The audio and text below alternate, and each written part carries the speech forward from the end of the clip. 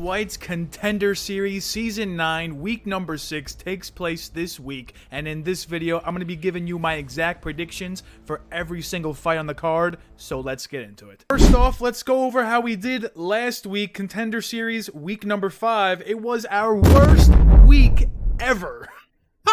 We only got 2 picks correct. It was the only week this season where I decided to pick all favorites, and it just so happened to be the week where 3 favorites lost. Felipe Franco, he should have beaten Freddie Vidal, but his gas tank completely got obliterated. Chanel Dyer, I thought she could have beat Carol Ferro. Carol Ferro nearly knocks her out. Anthony Gracio, I thought he was going to go out there and make easy work of Steven Asplund. He gets made easy work himself, so sometimes you win, sometimes you lose. Every bet I put in as well also lost. We lost 2.5 units, so we are down 3.48 units this season, but I do have a couple plays on this card that I really like, so let's see if we can turn this around this week. First fight on the card is Cody Chovancek taking on Raphael Uchegbu. Cody Chovancek, he's got 3 KOs, 2 submission wins, 3 decision wins. I like that a lot, considering that shows me he knows how to win a fight. He can win it with his hands, he can win it with the grappling, or he can win it on the scorecards. He has a kickboxing background, but if you watch his fights, he's fighting like Jasmine Jasudavicius, no cap, all right? He trains with Jasmine Jasudavicius, and he fights like her. He's trying to get the fight to the ground. He's trying to get his ground and pound going. He's trying to control you on the ground, and I think against Raphael Uchegbu, I think that game plan might work. He also hit a calf slicer recently, so his grappling chops are getting better, and he's like a jack of all trades, but master of none. All right? He's good in every department of MMA, but he doesn't excel in any one department, and that could be a cause for concern at the UFC level, but on the Contender Series level, that usually works out. Look at Uchegbu, he's got 4 KO wins, 5 submission wins, 1 decision win, and also a decision loss. He's mainly a finisher. If you look over his fights, he's not really winning minutes. He's winning big, explosive actions. He either gets a big shot, gets the KO, he reverses positions on the ground, finds a submission. Other than that, he's usually losing the minutes. He did go 2-0 at Bellator, but if you look at the records, they were both not good. He went 0-1 at PFL, 3-0 at FCC. I've never heard of FCC, but he went 3-0 there. He's a pressure forward type fighter. He's British. He has multiple late round finishes, which is good because that shows me he's got a good gas tank, but before he gets the finishes, he's usually losing the fight. He is going to be the bigger guy here. I think he's going to have more power on the feet, but his takedown defense is kind of questionable. He doesn't throw with loads of volume on the feet, and in my opinion, he's 1-1 to the decision for a reason. He just doesn't win minutes. He's been can-crushing, and that gives him a lot of finishes, but when he actually gets put up against a MMA, UFC-level fighter, I don't know if it's going to work out for him, so I'm going with Cody Chovancek by decision. All right, I'm taking an underdog in the first fight of the night after not taking underdog at all last week. I think Cody Chovancek has a very viable path to victory. I think he can get takedowns. I think on the feet it's kind of even. And I think the grappling department will do wonders for Chovancek. I think he'll win all the minutes. I think he wins by decision. Next fight on the card is Hwang taking on Paddy McCorry. Hwang, his entire resume is fraudulent. All right, he hasn't fought a non-Asian person in his entire MMA career, and all the Asian people he's fighting have complete can resumes, and you look at their tabologies and they're complete cans. He does have 6 KOs. He does have 2 decision wins. He has no sub wins, no sub losses. I'm not expecting that he's going to have any grappling chops in this fight. I don't expect him to be shooting any takedowns, and if you watch the guy fight, all right, I have it written here, he literally looks like he's aura farming. All right, he's just constantly like, oh, look at me go. Look at me go. Here's a shot. Oh, look at me go. I feel like if someone is going to bring the fight to him, that is going to be to his detriment. Hwang likes to fight neat. He likes to fight clean. And if someone's going to make the fight dirty,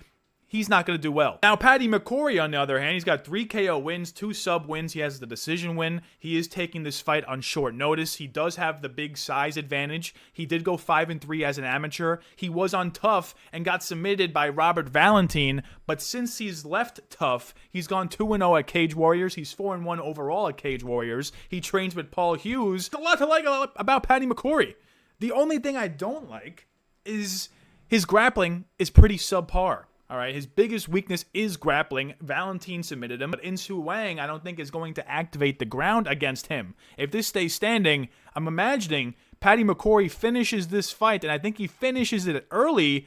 I'm going with Paddy McCorry to defeat the Aura Farmer by round 1 KO. Next fight on the card is Thomas Gantt taking on Adam Livingston. This guy, Thomas Gantt, is pretty interesting. He's got 5 KOs, 4 sub wins. He has the decision win. He went 5-0 as an amateur with 5 finishes. He's mainly fought at NLC. I don't even know what NLC is, but that's where he's fought. A very sus resume, very sus opponents. He did wrestle for North Carolina State.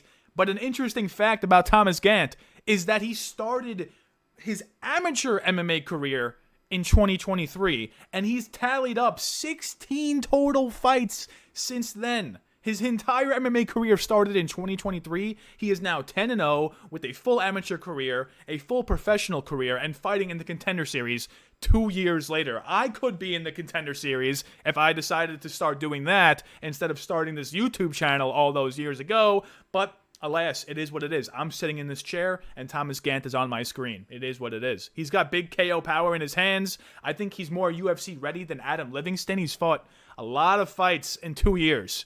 I mean, even though he's fighting cans, he's getting a lot of fight experience. And I think that's going to help him in this fight. Obviously, he's going to look to wrestle. He has a big wrestling background. He's the wrestling coach for North Carolina State at the current moment. So in this one, he can win on the feet, I think. He has good power, and I think he can get this fight to the ground with his wrestling ability. Adam Livingston, on the other hand, he's got 4 KO wins, a sub win, a decision win. He went 6-2 as an amateur with 4 KOs. This guy definitely has power in his hands. He went 3-0 at Flex Fight. That's pretty mid-promotion. He went 2-0 at LFA, but he fought 2 cans. And then overall, his resume is sus. So we got a sus resume versus a sus resume. We have a bona fide wrestler versus a bona fide Muay Thai artist. So with that being said, when there's 2 guys that have sus resumes, and one of them is a wrestler, one of them is a striker, more often than not, I lean towards the wrestler to get the W. I'm not saying Adam Livingston's takedown defense is bad. We haven't really seen his takedown defense tested whatsoever. He does train with Gregor Gillespie, so maybe, you know, he does have good takedown defense. He's also going to be 8 years younger, so maybe he's quicker on the feet than Thomas Gantt. But honestly, small cage, apex, I think the wrestler is going to outdo the striker. Give me Thomas Gantt to continue his streak here and win by decision. Next fight on the card is Iwo Baraniewski taking on Mahamed Aly. Iwo Baraniewski is a judo player. He's got 3 KOs, 2 submission wins. He looks pretty clueless on the feet, I'm not going to lie. He did go 17-3 as an amateur, so this guy's got loads of fights. But usually, when a guy has a long amateur resume, that does not mean something good. That usually means that they are hesitant to make the jump to pro. There's something stopping them. They're scared of going to pro. You know, they don't believe in their training. You know, we had Cesar Oleksiejczuk have a long amateur resume a couple weeks ago, and he got the first round KO. But we also had Tommy Kuosi have a long amateur record, and he got knocked out in the first round. So sometimes it's good, sometimes it's bad. He's mainly fought at Babylon MMA. It's some weird Russian promotion. He has a completely cherry-picked resume, and he mainly tries to bring the fight to the ground. Against a guy like Mahamed Aly, I don't know if bringing the fight to the ground is going to be a very good game plan for Iwo Baraniewski. I think if this stays standing, I think Baraniewski has a chance. I look at Mahamed Aly's resume. He's only got 4 professional fights, 3 KOs, 1 decision. This guy has a BJJ background. He has a win over Mikey Musumeci in the regional BJJ scene, but he has yet to win a fight by submission inside of an MMA octagon. He just defeated Jared Gordon by decision. Jared Gooden, my mistake. And that was on a regional promotion. Jared Gooden was in the UFC, guys. All right? If you have a win over a guy that was in the UFC that didn't do that bad, and you're fighting someone that could potentially be a regional can, and you also have a lot of jiu-jitsu on your resume, if you look at his Tapology, it's littered with ADCC, IBJJF championships. So with that being said, he's also going to be way bigger. I'm going with Mahamed Aly by sub. I'm taking him to actually win by sub for the first time in his MMA career. Baraniewski shoots takedowns. Okay, he's a judo player.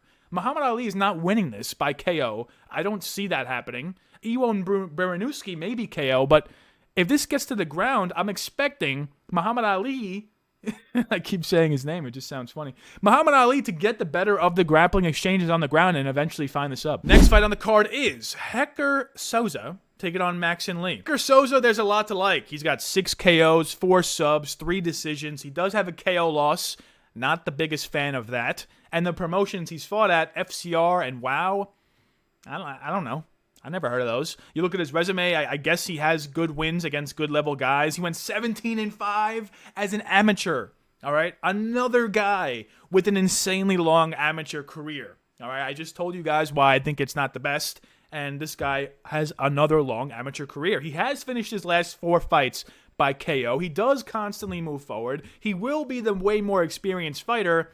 And he doesn't really shoot takedowns. That's Hecher Sosa for you. Mackson Lee, on the other hand, this guy is the bantamweight Skeletor. I think Sean Woodson is a featherweight. I could be wrong.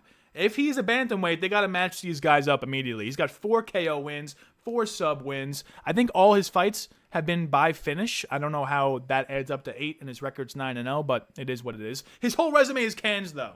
All right. Mackson Lee has only fought cans. Other than his last 2 fights, he fought in the LFA and fought 2 very good guys and got a finish on both of those guys. He's going to have an extreme size advantage in this fight. He doesn't really shoot takedowns, so he's going to keep it standing. Hecher Sosa's path to victory is to land some kind of flash knockout. Just get in the pocket and flash him. But he's going to be at such a reach disadvantage, such a height disadvantage, that I don't know how Hecher Sosa actually enters the pocket. Mackson Lee has yet to deal with pressure coming his way. No one really moves forward against Mackson Lee. They're too scared of the length. They're too scared of the kicks. They're too scared of the jab. They're too scared of the spinning back kick. He does that a lot. And Mackson Lee's jiu-jitsu is very elite. I can even see him, latching up some type of darce with his long arms. So with all that being said, Mackson Lee, a lot to like about this guy. I'm actually going with Mackson Lee to win this by KO. Hecher Sosa has been KO'd before. Mackson Lee doesn't really shoot takedowns. He's mainly trying to KO you on the feet.